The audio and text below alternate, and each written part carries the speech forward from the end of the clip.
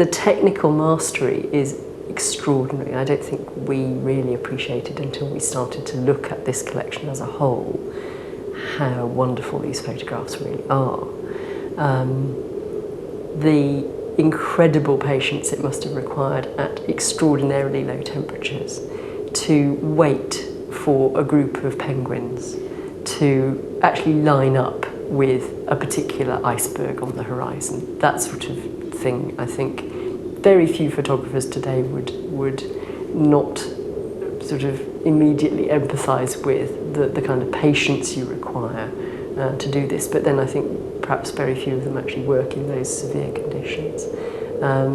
And he was inventing this. Nobody had done this really to this extent. There had been a number of attempts to do photography on Scott's first expedition, on the Discovery expedition, and Scott himself recognised how important those had been, and that it would have been far better had they had somebody with the professional skills to come in and actually record the entire process of an expedition. And they got a master in Ponting. He was extraordinary as a technical photographer, as an artistic photographer, and he's somebody that is actually producing way ahead of his time studies in abstract landscape, which I think really prefigure the work that Ansel Adams goes on to do some decades later.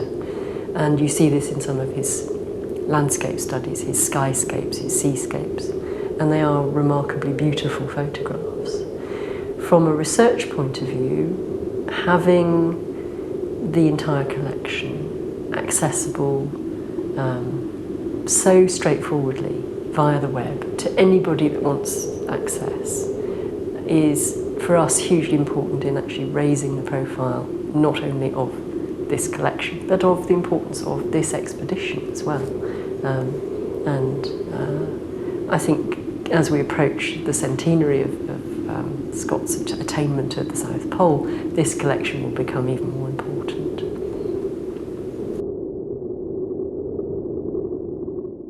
The photographic collections held by the Scott Polar Research Institute are among the richest in the world for the study of polar environments.